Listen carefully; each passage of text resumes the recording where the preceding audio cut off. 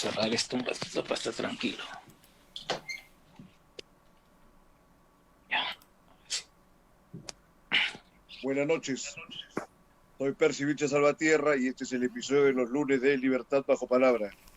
Vamos a conversar en este primer bloque con el crítico literario y poeta Víctor Coral acerca de los incidentes más resaltantes del ámbito cultural de la última semana, básicamente sobre todo este embrollo que se ha dado en razón del Premio Nacional de Literatura 2020, que todavía ni siquiera ha dado los resultados de su convocatoria. Bienvenido, Víctor. ¿Qué tal? ¿Cómo estás?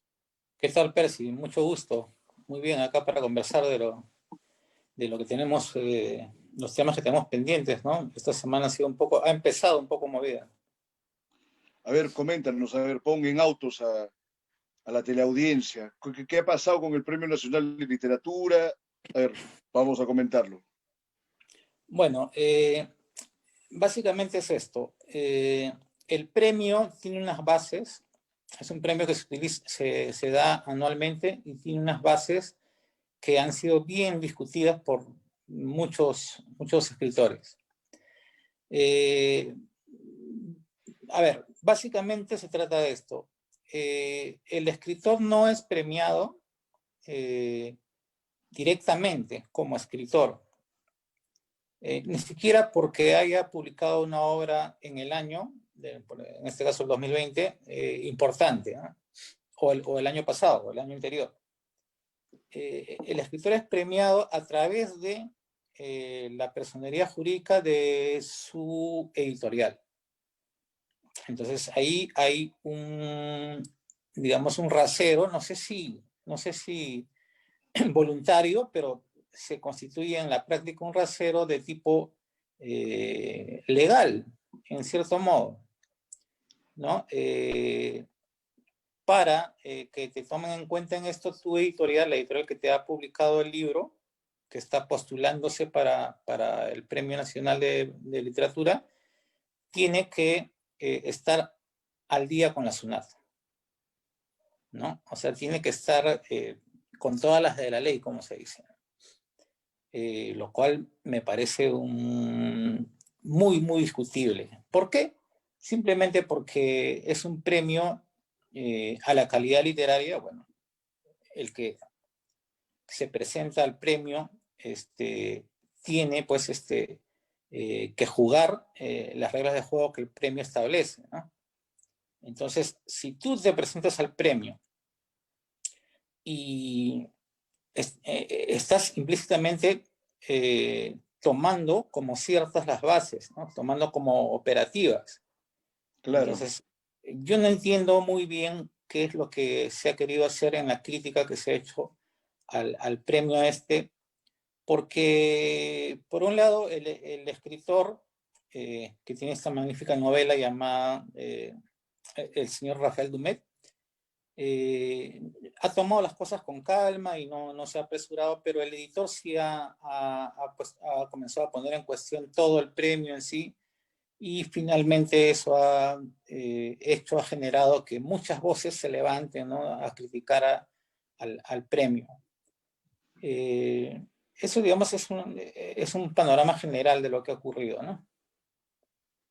Ya, muy bien, Víctor. Yo he seguido también lo que se ha suscitado en razón de estos reclamos de los titulares del editorial, pero francamente ese premio cuando fue creado, creo en el año 2017, yo escribí un artículo al respecto que me parecía que no estaba bien conformado, ¿no?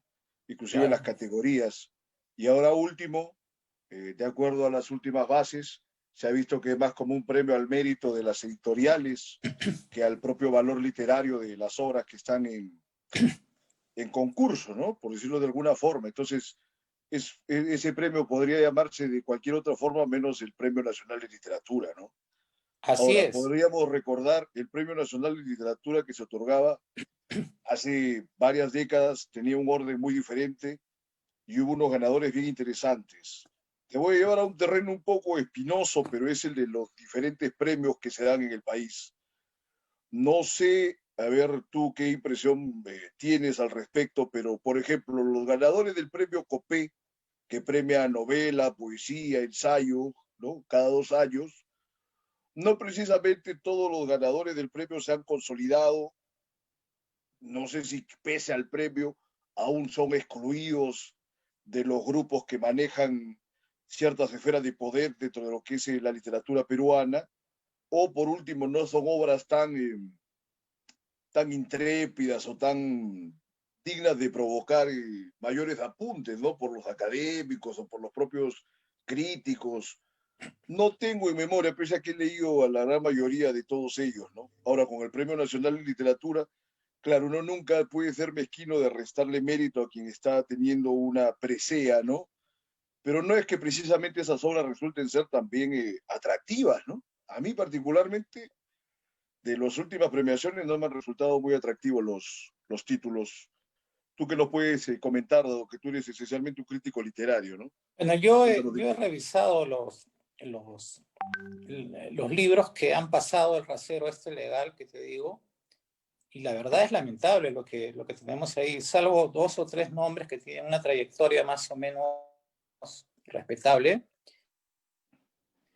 Eh, bueno, está pues, hay novelistas de una sola novela, ¿no? Que han publicado un solo libro y ya están lanzándose para el Premio Nacional de Literatura. Hay otros que no son ni siquiera novelistas ni nada que ver con la literatura, pero está su libro ahí porque la editorial es grande y bueno, tiene la posibilidad de postularlo.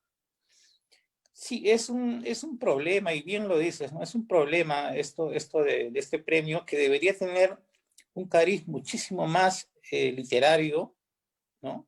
Haciendo honor a su nombre, y más de calidad, antes que en términos no sé, supongo que se busca con eso apoyar a la industria editorial peruana, ¿no? Pero Claro, finalmente los que llegan a beneficiarse con eso son las grandes editoriales del extranjero, que son los que publican a más gente en el Perú, y ves ahí, pues hay 20 finalistas, de los cuales 12 o 13 son de editoriales extranjeras, ¿no? Eh, Eso por un lado. Por otro lado, lo del premio Copé, creo que al margen de que los ganadores, por ejemplo, en poesía, no, en su mayoría no hayan tenido mucha repercusión después, creo que las bases son más claras, ¿no? Por lo claro, menos, eso sí, ¿no? claro. Entonces, si tú participas de un COPE y no ganas, lamentablemente no tienes a dónde acudir, ¿no? O sea, simplemente perdiste y jugaste con las reglas de juego que te dieron, que eran clarísimas y objetivas desde el principio. No hay cómo quejarse. Si te parece que tu obra es mejor que la que quedó primero, segundo, tercero, bueno, pues ¿para qué te metes a un premio que no satisface tus expectativas como reconocimiento, ¿no? Son cosas del jurado también, pues, o sea, Son cosas del jurado que son cosas subjetivas en en último todo premio momento. va a ocurrir, ¿no? Lo del otro, lo del Premio Nacional de Literatura, sí, ahí hay un problema de las bases, ¿no? Es un problema de diseño. ¿Cómo ha sido diseñado ese premio, ¿no? Está mal diseñado desde el principio. Por lo tanto, creo que más gana un escritor de trayectoria y bueno, como Rafael Dumet, absteniéndose de participar en un concurso tal que participando y luego corriendo el riesgo, como lo ha corrido, de ser puesto a un costado, ¿no? Yo he leído la novela, por supuesto que es muy interesante y es de las más densas que se han publicado en los últimos años, eso sin ninguna duda. Pero lo que ha llamado la atención es que la mayoría de la gente lo ha tomado como si ya esta novela, El espía del Inca, debería haber sido la merecedora del Premio Nacional de Literatura, pese a que no han revisado, como tú dices, las mismas bases, ¿no? O sea, las instituciones públicas pueden ser objeto de miles de críticas, pero acá por lo menos las bases han estado dadas de esa manera, ¿no? Hay una responsabilidad más bien del editorial, por ahí que no se ha podido subsanar algunos problemas, como tú dices, es algo negativo que supuestamente un premio que va a evaluar la calidad literaria de las obras que están en concurso se acabe deteniendo en temas de orden técnico, ¿no? Técnico jurídico, administrativo, procedimental, que es lo peor y lo más aburrido todavía que tiene el derecho, pero que son algunas artimañas que sirven pues, para fines no tan lúcidos o luminosos. Y es lo que la mayoría de la gente estaba como especulando que habría alguna otra novela en la que iban a favorecer potencialmente alguna de las que han sido publicadas por estas grandes editoriales. No recuerdo quién, pero me comentaron hace poco que en el Ministerio de Cultura estaba primando un sentido neoliberal de lo que era la cultura. Y parecería mentira porque uno dice el Ministerio de Cultura está lleno de progres, ¿no? Pero parece que no es así. Este caso del Premio Nacional de Literatura lo demuestra de alguna forma, porque están premiando el sentido de quién es un contribuyente a la SUNAT. Eso qué cosa tiene que ver como Claro, mérito literario, ¿no? están premiando al ciudadano ejemplar o a la empresa ejemplar, pero no están premiando la calidad literaria, ¿no? Claro. Claro. Ahora, vamos a revisar el tema de cómo va la literatura peruana, porque ciertamente la novela de Dumet es bien aventurada, ha corrido bastantes riesgos, tiene más de 700 páginas, ¿no? Es todo un tremendo ladrillo de páginas y tiempos que no se publican novelas tan extensas, por lo menos, ¿no? Y con tantas complejidades ahí metidas. Pero digo, ¿será acaso que se piensa que esa novela es la salvación de la literatura peruana? ¿O esa novela, francamente, nos atreveríamos a considerar que está al nivel de alguna de las mejores novelas de Vargas Llosa o de alguna muy buena novela de Miguel Gutiérrez? Que creo que los narradores podrían tenerlos a estos dos personajes que estoy mencionando como por lo menos dos parámetros de a dónde deberían apuntar o de qué cosas se debería superar, ¿no? O sea, si uno es francamente Sí, un artista, tiene que tratar de superar a los que han sido los mejores y al menos en el ámbito formal esos dos son de lo mejor que hay, ¿no? Claro que uno fue un premio Nobel hace 10 años, estamos próximos a conmemorar estos 10 años que ganó Vargas Llosa, bueno, y el otro creo que no sería, según los estándares del ministerio, y también por los otros motivos políticos que rodeaban a su persona, no creo que le darían ninguna clase de premio si estuviera vivo. No sí, sé, ¿no? pues. ¿Qué opinas tú al respecto, Víctor? Mira, yo creo que la novela de Rafael Dumet, eh, ubicándola en el tiempo en que ha sido publicada, me parece que la primera edición es fines de 2018 o algo así, o principios del 2019, ubicándola en el tiempo y mirando a 5 años atrás y en adelante, es definitivamente la mejor novela que se ha publicado en el Perú. Ahora, eso no es mucho porque la calidad de la narrativa peruana en los últimos años ha tenido mucha difusión, ha sido publicado, mucho narrador, mucho novelista, pero no hay experiencias del tipo que Rafael Dumet propone, ¿no? Él propone una novela no solo voluminosa, sino también de búsqueda, ¿no? De búsqueda estilística, de búsqueda arquitectural, ¿no? Del relato. Y eso es muy bueno que suceda, ¿no? Tiene juegos En otras intelectuales en el circunstancias, lenguaje, ¿no? si esta novela hubiera sido publicada en la época en que se publicaron algunas grandes novelas últimas, por ejemplo, La violencia del tiempo, de Gutiérrez, y otras, probablemente ahí no hubiera destacado tanto como destaca ahora, ¿no? Entonces es el tiempo en el que ha salido esta novela lo que hace que destaque de esa magnitud, con esa magnitud. Eh, Ahora, yo la leí también y si quieres una comparación ya de una cosa mucho más subjetiva, A ver. yo te diría que estoy muy dispuesto a leer de nuevo La violencia del tiempo, por ejemplo, pero no sé si volvería a leer esta novela de Dumet, ¿no? Y tampoco sé y creo que Dumet no se va a quedar ahí y va a seguir trabajando otras cosas, y se espera bastante de lo que él pueda dar. Sí, creo que estaba preparando una novela sobre Eudosio Rabines, ¿no? Pero bueno, Ajá. vamos a ver cuando se publique. Ahora, el tema del espía del Inca es que esa novela ha sido terminada hace cualquier cantidad de años y se ha demorado bastante en ser publicada. O sea, al principio parece que no hallaban editor inclusive. Eso me parece un elemento más digno de ser cuestionado acerca de cómo se mueve el mercado literario local, ¿no? Sí, O sea, una claro. novela que a vista de todo el mundo, o sea, de la mayoría de lectores que han llegado ahí a la valora, pero no tenía opciones de ver su publicación, ¿no? No sé si acaso sea la primera novela de Dumet o si Dumet no haya tenido mayor participación que el medio literario, que Bueno, parece que no le gustara, según su último testimonio, ¿no?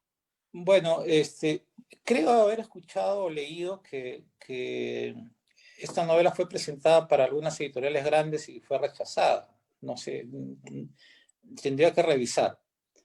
Pero en cualquier caso, creo que las personas que están a cargo de la parte editorial de estas editoriales grandes, Planeta, Penguin, en fin, estas personas se han dedicado a publicar a gente de su entorno, a gente de su universidad, a gente, a sus amigos, en fin, y como que han cerrado el paso a experiencias de otros ámbitos, ¿no?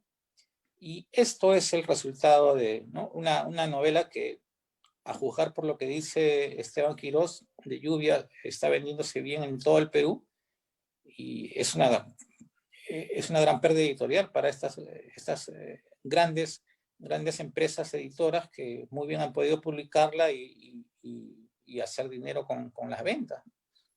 Si yo fuera dueño de Penguin o de Planeta, les diría a los editores, oye, ¿qué pasó? ¿Se te escapó la novela esta? Esta novela es la más vendida en el Perú, es la mejor y tú no la has publicado. ¿Por qué? Tú tienes todo para publicar. Yo te doy todo para que tú publiques lo mejor que se hace en el país y no lo tienes. ¿Mm? Uno que quisiera ser, digamos, amable, podría decir que hasta el mejor cazador se le va la libre, ¿no?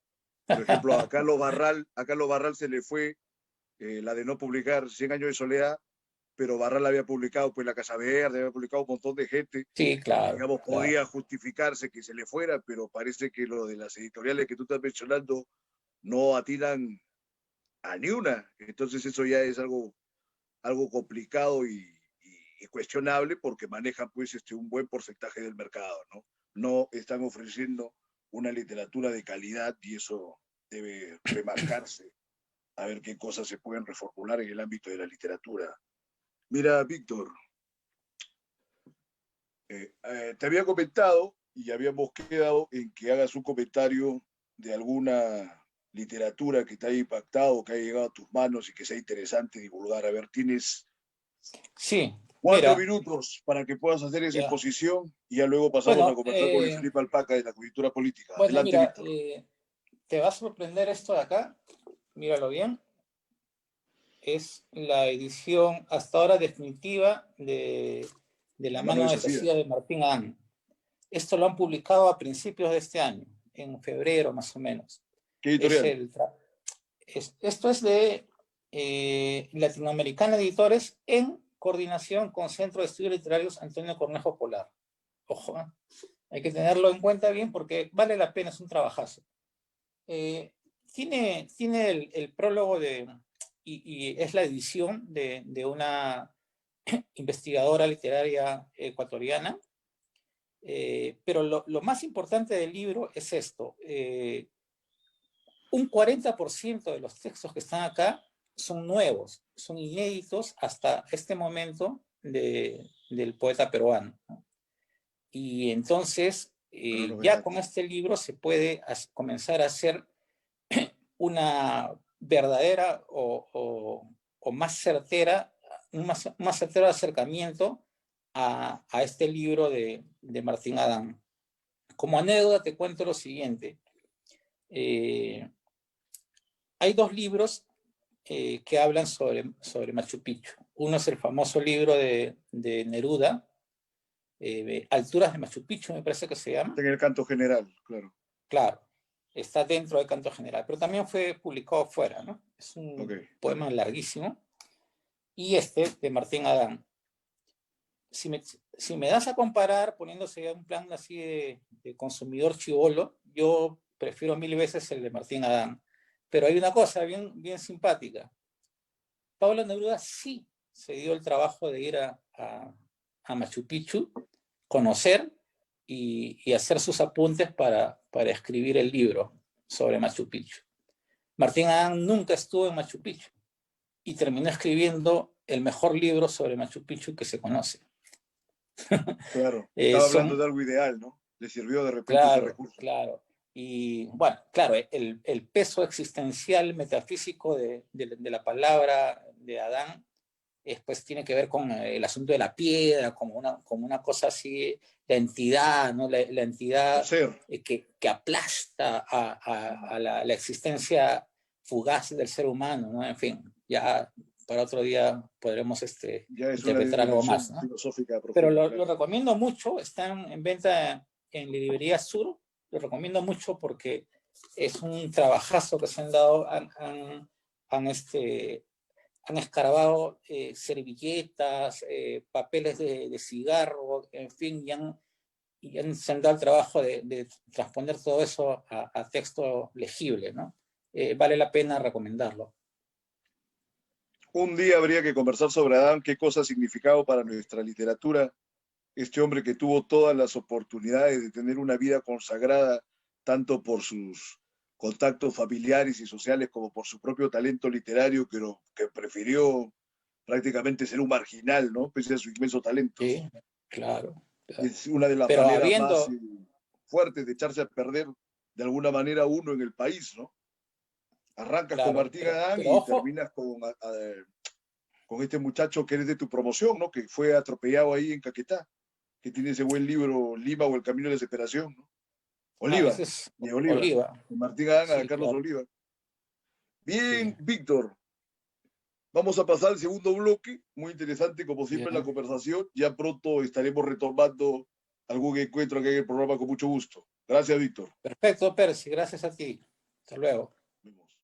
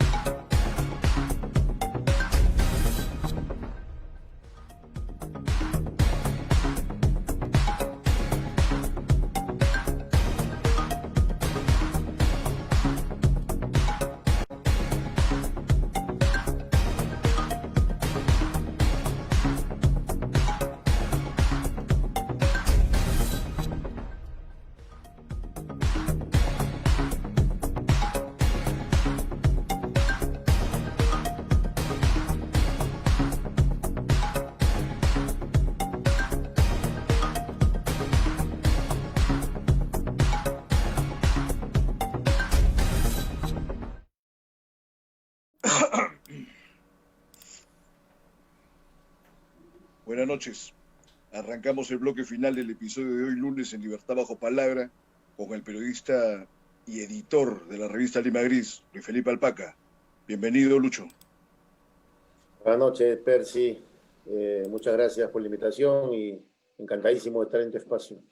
Perfecto. Entonces vamos a criticar y a comentar qué cosa está pasando con el escenario electoral, con estas coaliciones, con estas componendas de último momento, con unos pasajes bastante irrisorios, ¿no?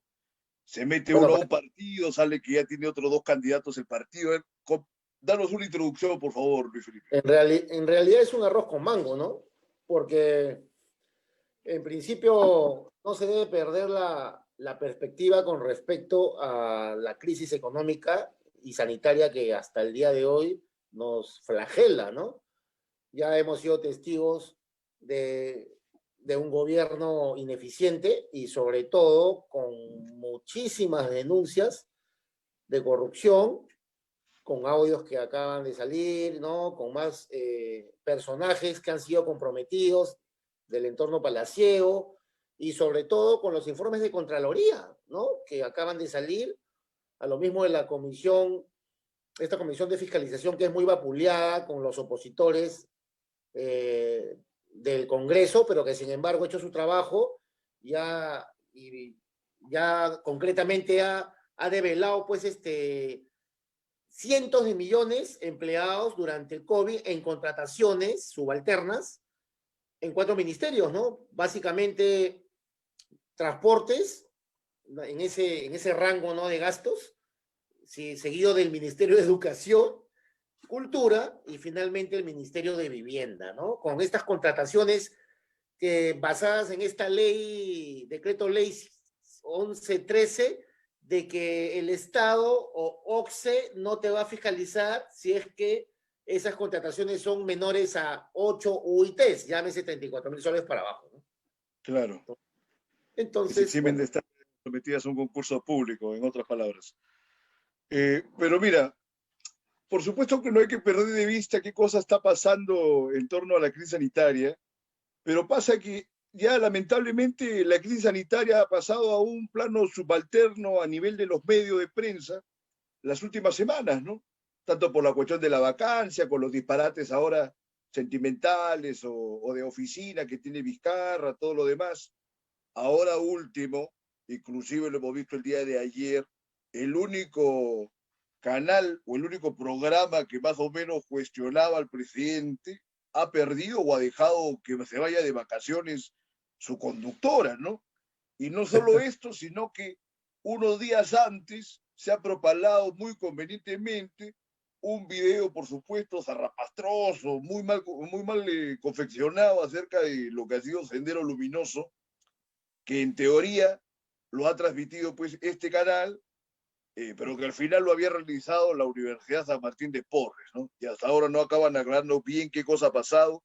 Por supuesto, los cavernarios, los reaccionarios dicen que es un video que le lava la cara a Sendero. A mí me ha parecido que le lava la cara también a las Fuerzas Armadas, ¿no?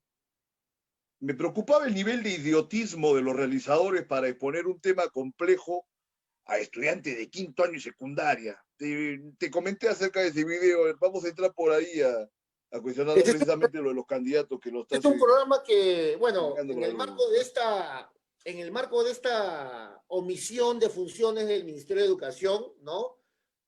En realidad sacaron este proyecto nacional para no dejar a los muchachos, a los chicos de la secundaria y la primaria en la orfandad educativa y sacaron esta alternativa virtual de clases, ¿no? Entonces, en ese sentido, han habido una serie de programitas en diferentes canales y este programa en especial es producido por la Universidad San Martín, ¿no? Yo no he visto el programa, me dicen que fue el día lunes pasado, pero ya lo sacaron de la web, ¿no?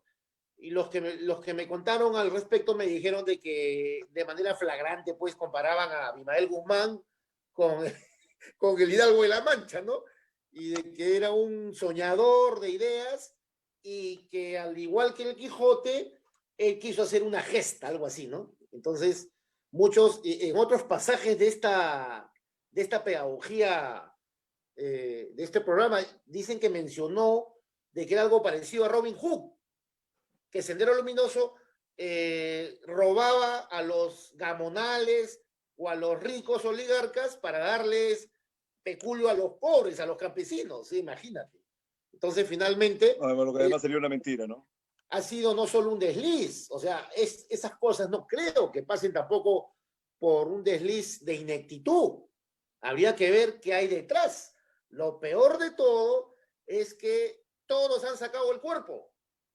Es decir, en principio, el canal que lo emite, porque también se emite vía internet, pero el canal de señal abierta Panamericana Televisión emitió un comunicado de que ellos simplemente propalaban un programa que había sido editado y producido de otra casa, ¿no?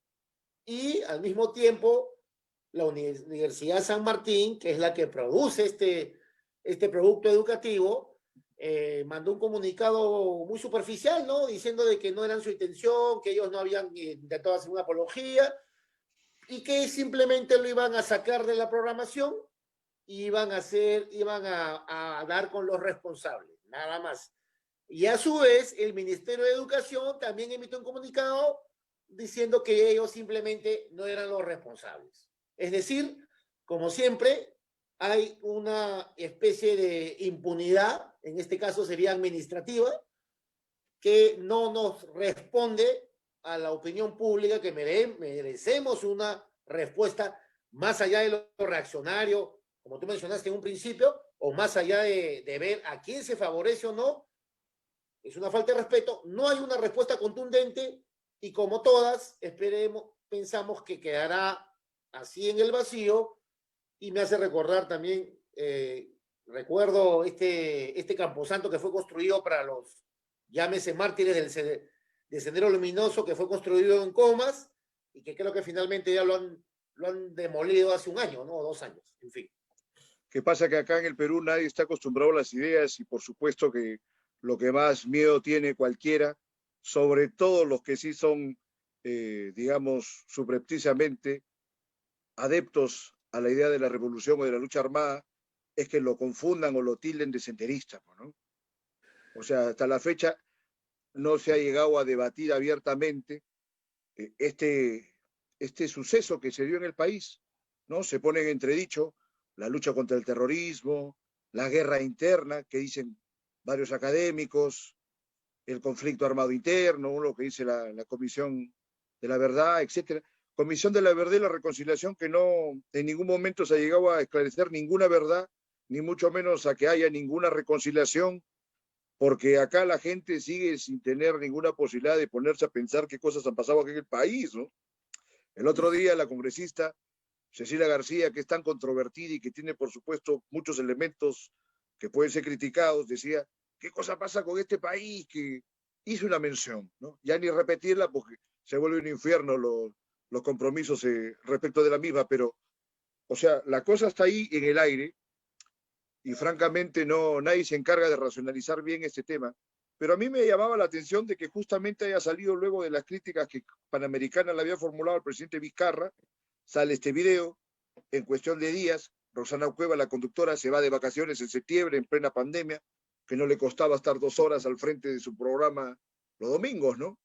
Eso me causaba alguna suspicacia, como que me causaba también alguna suspicacia que vi en tu muro o en el muro de Cabello, que les habían estado haciendo una especie de arreglaje, porque, bueno, hay que decirlo que el medio que ustedes manejan fue el primero que develó todo este tema acerca de Swing, ¿no? No hay ningún problema con mostrarlo porque está así en la web. Claro, al igual que el periodista del Foro, ¿no? Que también es un portal que está investigando, también ha sufrido ese tipo de reglajes. Entendemos que quieren saber, quieren conocer con quién uno se reúne, probablemente para ver de dónde sale la fuente, ¿no? O sea, yo creo que es para detectar quiénes son los traidores, entre comillas, ¿no? De los traidores del régimen que aparentemente filtran información. Me imagino que es eso, porque si fuera un objetivo más, más macabro, más tipo novela colombiana, ¿no? Ni hablar, pues no lo estaría juntando. Claro. Pero en ese sentido es cierto Y el tema de Rosana Cueva, es verdad, la suspicacia es muy pertinente porque nadie sale en vacaciones en septiembre. Imagínate, de una forma abrupta, ¿no? Sale su reportero como se diría, a pechar en la mesa de conducción y diciendo que se ha ido de vacaciones. En fin, ya en algún momento se va a desentrañar qué va a suceder y lo comprobaremos el próximo domingo probablemente. Pero en efecto es uno de los medios televisivos del prime time dominical que se puso un poco muy frontal con el gobierno, ¿no? Sacó una serie de noticias que le daban duro al vizcarrismo, pero me sorprendió que Cuarto Poder ayer también sacó unos audios, ¿no? Un poco develando pues las inconsistencias de este gobierno y poniendo en tela de juicio la honorabilidad del presidente. Esa es una cosa que me llamó la atención el día de ayer también, ¿no?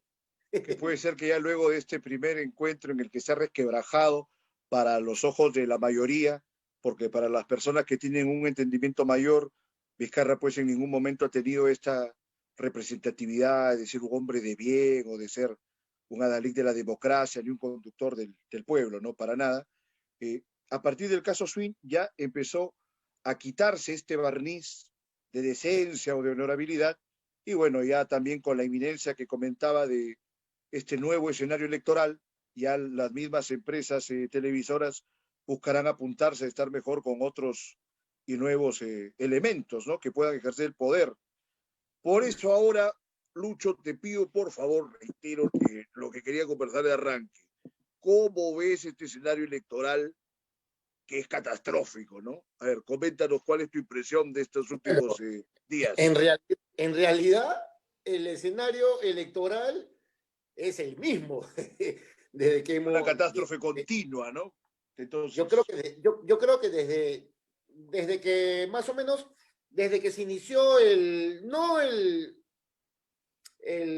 proceso de transición de Paniagua y Toledo, sino más atrás. Vamos a poner desde la época del retorno de la disque democracia, ¿no? De Fernando Belaúnde, que ganó las elecciones en el año 80, ¿no? Y yo creo que a partir de ahí ya hubo un afán de rendir tributo a lo partidario, pero que detrás de ello ya había clientelismo, ¿no? No se menciona, claro que no se menciona, porque no es políticamente correcto, ¿no? No nos olvidemos que los dos gobiernos de Belaúnde han sido vendidos a las nuevas generaciones como los más probos, ¿no? O como los más salubres, por llamar de alguna manera, desde el punto de vista político, ¿no?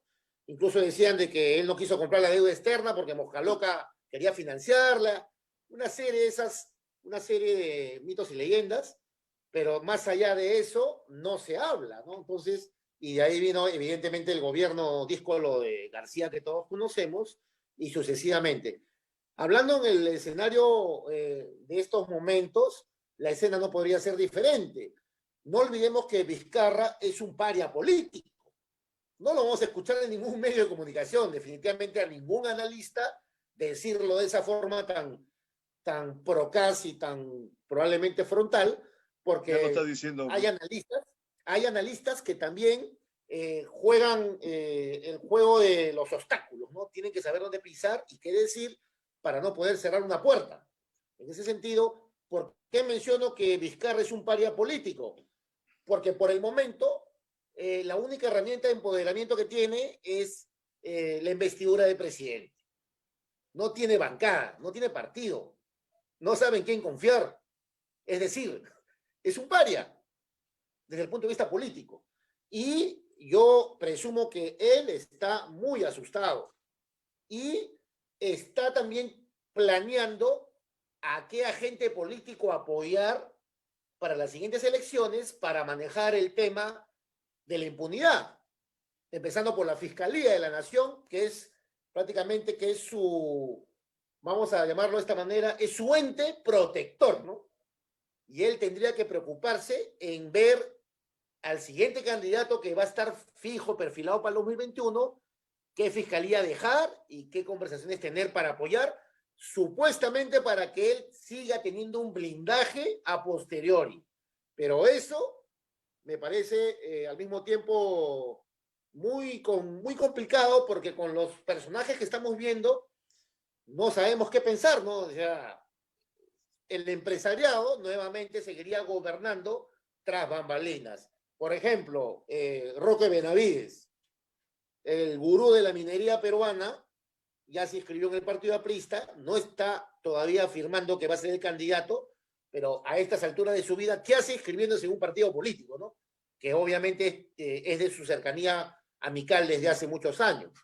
Ya sabemos que él De repente profesa esa idea de Borges respecto de su participación en un partido político, ¿no? ¿Te acuerdas cuando a Borges le reclamaban por qué cosa te has metido a este partido de acá? ¿Qué pasa? Que los caballeros solo pueden defender causas perdidas, dijo, ¿no? Interesante, en la época... Dijo Harry Potter también cuando abandona Scarlet luego del incendio de Atlanta, pero eso es ya otra cosa. Entonces, pero en ese sentido, es eso sería verdad, por ver el lado simpático de ese tema. lado simpático, lado anecdótico. Porque el lado pero real es de que ya el empresariado ha visto que ha perdido una injerencia plena en lo que son sus candidatos y pareciera que se hubiesen determinado a ejercer ya en primera persona el poder, ¿no? Ya no tras bambalinas, como tú comentabas, sino desde el primer plano. Pues esa claro, podría ser una lectura, ¿no? las puertas giratorias, ¿no? Como siempre se habla, las puertas giratorias, ¿no? Ya desde el empresariado ya toca el momento de girar la puerta al Estado y viceversa. Ahora este señor, ¿sabes lo peligroso de lo que dices? Está bien, la puerta giratoria, pero la puerta giratoria generalmente siempre se aplica a nivel de ministerios hacia abajo. Ahora se están yendo en pos de la presidencia. Es que pasa, creo que la presidencia ha visto reducidos sus estándares ideales en demasiado, ¿no? ¿Qué piensas tú, Lucho? no, es que ha habido una pérdida realmente, una pérdida absoluta, un despojo absoluto de todo tipo de capacidades y talentos. En principio, no podemos ver estadistas desde hace muchísimos quinquenios. Estadistas no los vemos, no los hemos visto. El perfil de estadista probablemente en algún momento creo que discutí contigo sobre el caso de Alan García. Tú sí fuiste muy generoso en probablemente ponerlo en la categoría de estadista. Yo te En dije relación que a los que estaban en su generación, ¿no? ya. No Pero en relación a Ayala Torre o a los que estuvieron antes, ¿no? sí. Entonces, en segundo lugar, no hay solvencia moral, pero no me refiero a la solvencia moral, esa solvencia moral mojigata de que busca que la persona tenga una integridad total como persona, honesta, transparente, que es un valor inalienable, definitivamente.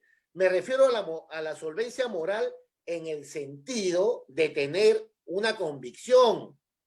No hay convicción en los políticos. Los políticos son como cangrejos que primero avanzan y después retroceden de acuerdo al escenario. Eso es un antivalor. El político tiene que tener una posición. Así esta lo defenestre, lo menoscabe o viceversa. Pero al tener una posición, eso es moral. Entonces, cuando hay un problema por omisión, o sea, delictivo, o por omisión administrativa, o por error, o por negligencia, etcétera, ¿no? O por impericia, el político tiene que salir a la palestra a reconocer el error y no debe justificarse como un sátrapa. Pero solamente estamos viendo homúnculos políticos. No llegan a ninguna talla. Y eso es lo que está viendo la ciudadanía y la opinión pública y la población. Entonces es como una retroalimentación. La población no está motivada por este tipo de personajes políticos que pueden llegar a los estándares más bajos de estados de estados de decrepitud política. No hay línea. En ese sentido, Vizcarra es uno de ellos. El caso, por ejemplo, de este nuevo candidato a mí me genera realmente muchísima gracia, que es una persona que tiene un prestigio en todo el mundo. Me refiero a Hernando de Soto, por ejemplo. Hernando de Soto, que ha sabido administrar su imagen personal de una forma muy brillante, ¿no? Es el gurú de la economía, consultor de presidentes, asesor financiero, en fin, etcétera, etcétera. 2 libros que han sido bestseller, uno de ellos que no tuvo el mayor desparpajo de sacar a los coautores, ¿no? Del prólogo, me refiero a Mario Ghibellini y a Enrique Yersi, que lo sacó del prólogo en un momento dado y quiso hacer pasar su obra solamente como el único autor. Ha asesorado a Fujimori, fue uno de los precursores del modelo económico que hoy nos golpea con esta constitución, asesoró a Alan García, es decir, no tiene bandera, no tiene ninguna bandera, él simplemente está al servicio del poder del momento, cobra su dinero y utiliza el pragmatismo econométrico.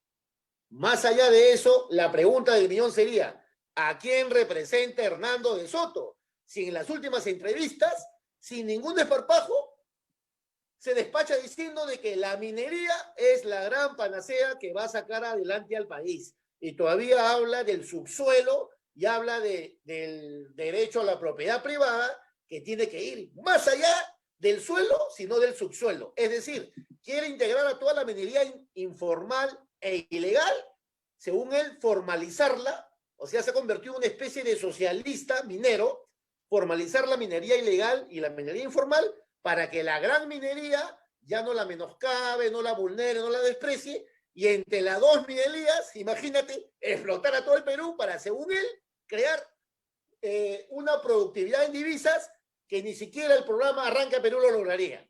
Más o menos es bueno que digas eso de según él, porque por supuesto que ahí hay un trasfondo perverso de que al conformar esta unidad de todas estas sociedades mineras informales, prácticamente las va a disponer con mayor facilidad para los intereses de las grandes mineras internacionales que las van a poder comprar más tranquilamente, sin tanto escándalo y sin tanto conflicto social.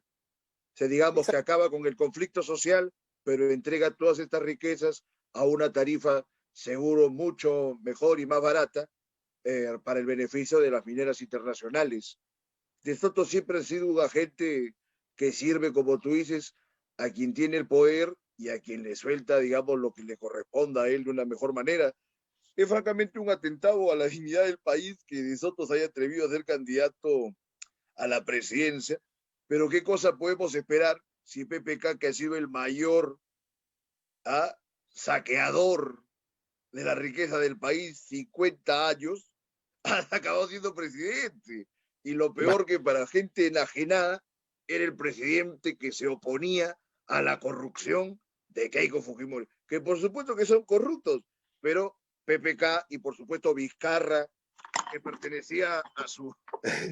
Acá me están boicoteando, me entusiasmé con el movimiento. Entonces decía, pasa esto de PPK y sigue con Vizcarra, que es una continuidad directa y además amplificada porque hubo una traición que ha sido flagrante respecto de quien lo llevó en su plancha presidencial, y esta es la clase de gente que el país dice que son los buenos ciudadanos.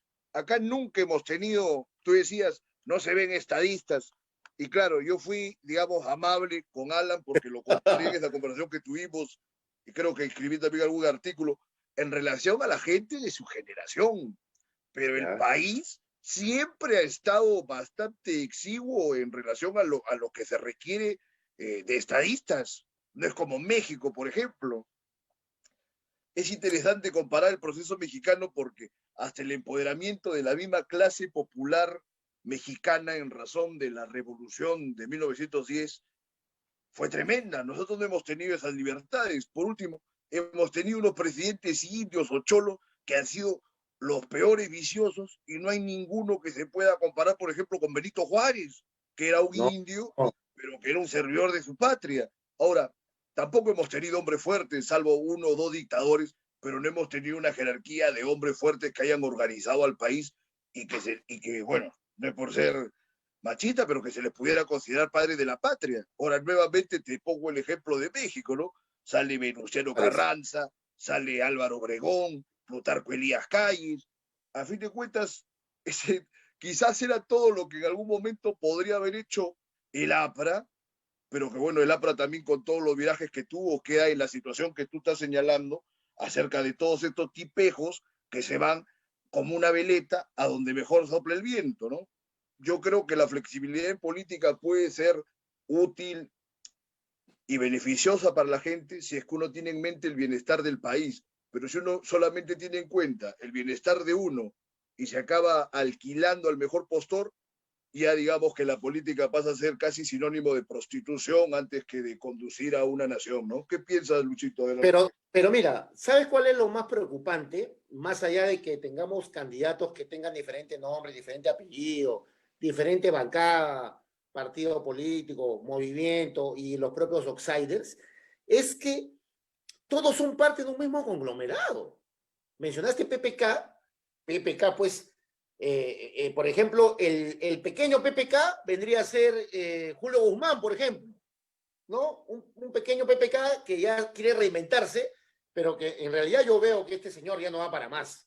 No tiene dotes de líder, para nada, no tiene dotes de líder, pero de alguna manera como maneja un movimiento y creó un partido, siempre vas a encontrar a todos los lambiscones que van a darle una unidad para que cumpla con todos los requisitos del jurado y se presente. Entonces, todos esos lambiscones, lo único que tienen es hambre de poder y se pueden juntar con una persona que por más que no tenga brillo político o liderazgo, por lo menos desde el punto de vista administrativo, concreto, electorero, está en el escenario. Entonces, buscan tentar por lo menos una curul en el Parlamento, ¿no? Ese es uno de los objetivos subalternos de mucha gente. El otro, por ejemplo, este chico hijo de un embajador, que cuando entró a la comuna de La Victoria tuvo muy buena aceptación porque se enfrentó a una mafia, ¿no? No se le puede quitar sus méritos. Pero de ahí, presentar a este muchacho Forsyth como candidato a la presidencia, pues ya estamos hablando de una novela realmente macabra. No perdamos la perspectiva porque detrás de él tendríamos que ver cuál es el otro conglomerado que estaría moviendo los hilos, ¿no? O sea, ese es otro tema. Por ejemplo, en Acción Popular hay una guerra interna. No se sabe si va a ser Díez Canseco, Barrenechea, el mismo Johnny Lescano. Lescano, ¿no? En fin, dice que van a ir a una elección democrática en diciembre para determinar el candidato. Y no te olvides de Don Pantaleón y las visitadoras, que también es parte de ese conglomerado. Entonces, ¿por qué yo menciono que son parte de un solo conglomerado? Todo ese grupo se conoce, tienen amigos en común, van a los mismos restaurantes, consumen los mismos servicios, viajan juntos, o sea, es parte de lo mismo. Es una cofradía que se ha encargado de ver al Perú como una especie de agencia de empleos vitalicia. Entonces, no vemos realmente políticos o alternativas que difieran del otro. El izquierdismo es puro humo. La izquierda es un humo. Es un humo que se disfraza de socialista, de representante del pueblo, pero no olvidemos que entran al jueguito del clientelismo. No te olvides el funesto papel reciente en el Congreso durante esta moción histrónica de la vacancia de partidos como el Frente Amplio, por ejemplo, ¿no? Que han cubierto a Vizcarra, igual que el Fujimori. Se encargó de blindar al presidente Vizcarra con el morado, que ya, claro. El morado al menos ya se vistió de frente a quien representa, es un partido pero con FIEC, a excepción de la jueza, ¿no? De la jueza Carolina Lizárraga, que al menos se le ve un poco de decencia, ¿no? Cuando emite los votos, no necesariamente ella obedece a las directrices de su partido. Pero estamos hablando, pues, de una clase política que no tiene ningún valor. Solamente ellos obedecen... Muy bien que digas eso. Muy bien que digas eso y te quiero comentar precisamente en razón de los actuales representantes, entre comillas, del actual Congreso, que no hay que olvidar que este Congreso fue convocado tras un procedimiento de disolución que no importa si que tendría que cumplir exactamente con la Constitución, que no lo hicieron, sino el disfraz de legitimidad constitucional que quisieron darle con este asunto de la denegatoria fáctica, que es verdaderamente una canallada. Ahí lo que hubo fue un golpe de Estado soft, no fue un golpe de Estado como los tradicionales, y casualmente estamos a unos pocos días de conmemorar su aniversario, y yo creo que la mayoría de la gente que postuló al Congreso no tiene ninguna credencial moral, ¿no? Digo que deben haber algún porcentaje de ingenuos y de inocentes que no entendieron qué cosa estaba pasando en el país. pero el resto que la tenían clara, bueno, son cualquier cosa. Entonces, no se puede esperar tampoco nada positivo. Muy bien lo que dices, tú eres muy, muy radical, te felicito por ello, Valdés. Pero en ese sentido, yo también he llegado a un convencimiento que no es muy decoroso, pero lo veo realmente, yo lo veo legítimo. Incluso en una conversación que tuve hace poco con Gabriel Bustamante, que es un conocedor de sistema de seguros, sistema previsional. Sí, lo conozco, mi amigo, claro. Coincidimos en algo. Por ejemplo, en un principio criticábamos a la Constitución, siempre hemos criticado a la Constitución que no tiene mayores filtros, no tiene mayores filtros para reglamentar los requisitos para las personas que quieran ser presidentes o congresistas. Creo que, por ejemplo, para congresistas solamente piden ser peruano de nacimiento, 25 años de edad y derecho al sufragio, ¿no? En fin, esto creo que es en el artículo 91. Y para presidente de la República, si no me equivoco, el artículo 111, creo, lo mismo para presidente, peruano de nacimiento, 35 años de edad cumplido y derecho al sufragio. Bueno, eso tiene toda una historia. ¿Qué te parece de malo en esos artículos? Ya, hemos criticado todo el tiempo de que son muy genéricos, muy abiertos, no son muy exigentes para las candidaturas. Y ahora yo diría, hay que servirnos de eso, pues. El Congreso, este Congreso que es muy vapuleado por una serie de aristas, ¿no? También hay repartijas, hay intereses creados, hay algunos grupos que quieren blindar su empresa privada, quieren direccionar leyes como siempre, en fin. Hay un grupo que realmente merece un respeto, ¿no? Que es el grupo del FREPA, con todas sus limitaciones y todo, tienen una línea, o sea, no son incoherentes, ¿no? En fin. Ahora, ¿por qué te menciono esto? Porque bajo la premisa de esta normativa constitucional que solamente pide a un padre de la patria tener 25 años de edad para adelante para poder postular, entonces invitemos a la gente de la calle, invitemos a cualquier activista social, invitemos a cualquier peruano que tiene responsabilidad social, que tiene compromiso con su entorno, para que entonces postule al Congreso. Es preferible ver a un habitante de a pie que no maneja una retórica como un Patricio Romano en un hemiciclo que ya no lo vamos a ver nunca más, hasta la época probablemente de Ramiro Prealé o Andrés Tausen para atrás. Preferible ver a un Pero también había tremendas componendas en esas épocas. Claro, también, exacto, pero al menos tenían la retórica. Quizás tenían mejores modales, pero tampoco es que era un dechado paradisiaco esas épocas. Pero precisamente por eso, que postula al Congreso el habitante de a pie, que simplemente tiene un compromiso con su colectividad, que en su barrio llama a la policía cuando ve un ladrón, que recoge una anciana cuando se cae, que cumple con la cola del pan, en fin, son valores que postula esa gente porque de alguna manera, por lo menos, vemos la probabilidad de que va a representar a su propia gente. En ese sentido, yo prefiero ver a un habitante de a pie sin muchos bríos políticos, que donde voy a ver, porque nada es certero, o sea, la certeza no existe, simplemente existe la oportunidad. Yo prefiero apostar por un habitante de a pie en el Congreso que presumiblemente hay mayor probabilidad que va a representar al pueblo, a sus homólogos, que ver a un representante de lo que estamos viendo ahora, que sabemos que van a seguir con lo mismo, representando a la hegemonía empresarial para asegurar ellos y a su familia finalmente una vejez digna para ellos, pero no para el Perú. En fin. El problema es que eso no tiene una forma de que se haga viable. Ahora, no esperaba que estés tan orientado hacia la utopía, porque esa determinación política es un ensueño de representatividad. Prácticamente pasas al juego de la democracia representativa directa ahí, ¿no? No, es que si observas este Congreso... Es un tema que ahora no se puede dar. Más bien podríamos tratar de gestionar que haya una refundación de la clase política, porque acá lo que al país le ha hecho falta siempre, Lucho, ha sido tener una clase dirigente. Eso lo han estudiado todo lo de la generación del centenario, etcétera, que trataron de constituir una clase dirigente. El problema es que los herederos de los pensadores de esos años no se han preocupado en hacer realidad todos esos proyectos. O sea, los problemas del Perú no son cosa de otro mundo. Y los problemas que tiene el Perú, las mejores mentes que se han dado en el curso en los últimos 200 años, lo han pensado, lo han reflexionado y han dado hasta alternativas de solución.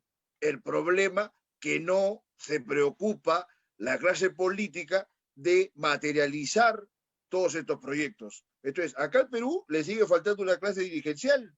O sea, hay una gente que tiene dinero y que están tan desencaminados como el más descamisado y el más perdido que no tiene ni cuenta en el banco, pero no tienen ninguna idea de qué cosa hacer con el país. Yo lo que siempre digo, hay que educar al pueblo, ¿no? La clase popular, pero también hay que educar a la clase, digamos, que tiene el poder económico, que no tienen ninguna idea. Tú mira a quienes apoyan, años apoyando al fujimorismo, son cualquier cosa. Se dice que en tiempo de la guerra con Chile había algunos representantes de este sector social que decían, primero los chilenos antes que Piérola. Ahora, Piérola, que tuvo muchos errores, pero no lo vas a acabar prefiriendo a una gente de esas latitudes, ¿no? Claro que acá hay un montón de embrollos porque parece que Piérola en algún momento también jugó a favor de Chile, pero ya es un verdadero infierno hacer una cuenta de lo que ha sido nuestra historia política. Lucho, por favor, te dejo un parlamento final, dinos el comentario que tú prefieras, 2, 3 minutos para despedirnos. Adelante. No, simplemente que finalmente, no, es que nosotros también, desde nuestras tribunas, seguimos llorando sobre leche derramada. Me da un poco de vergüenza admitirlo, ¿no? Seguimos luchando sobre leche derramada y para todos los que nos critican a nosotros, porque somos criticones, bueno, sin ánimo de emitir una justificación, ¿por qué uno tiene una posición crítica? Porque las cosas no salen bien, pues. Cuando algo funciona y sale bien, no tenemos por qué dudar nosotros en ser los primeros en reconocer y loar esos logros, me imagino. Pero la cosa no está funcionando desde el punto de vista de gobierno, como dices tú, no hay ideología, no hay una línea partidaria o una línea dirigencial clara, ¿no? El caudillismo también ha hecho lo suyo, ¿no? Ha defenestrado y ha lesionado la estructura de un grupo partidario. Todo es Pero caudillos de muy poca monta, te comento. Ha habido caudillos de muy poca monta. Es que ahora el caudillo ahora se vende. Esa es otra gran problemática que ya es un cáncer, ¿no? El caudillo se está vendiendo. Los militares, ahora no vas a ver a ningún general que va a querer hacer un golpe de Estado. Los generales ya también quieren ser políticos, aspiran a ser políticos y por eso se agachan ante un premier y ante un presidente, porque quieren ser políticos. Ya los generales, la Fuerza Armada ha perdido mucha mística castrense. Bueno, luego de haberle servido a Fujimori de la manera subalterna, ¿no? Tan sojuzgada que tuvieron, inclusive con esa infame acta de sujeción, no tienen mayores posibilidades de levantar la cara, ¿no? Ahora habría que preguntarnos quiénes son los referentes de los militares peruanos, ¿no? A mí no me parece adecuado que siempre estén celebrando únicamente a los héroes de la Guerra del Pacífico, que por supuesto que eran valientes, tan valientes como los troyanos quizás, ¿no? Pero a la hora de la hora sería más dable valorar a Cáceres, creo, que participó en la Guerra del Pacífico, pero que no se rindió nunca. Eso está bueno, ¿no? O a Domingo Nieto, en fin. Es todo un tema también el modo de la comprensión que tiene el Perú por parte de los militares, ¿no? En todo caso es positivo de que ya no quieran dar un golpe de Estado, ¿no? Porque en todos estos tiempos tampoco que hayan sido de beneficio los golpes del militarismo, que precisamente se ha tratado de luchar bastante también contra eso, ¿no? Que marcó prácticamente todo el siglo XIX también. Como lo que pasa con Chile, que ya es imposible, sería imposible que haya una guerra con Chile nuevamente. La guerra es económica.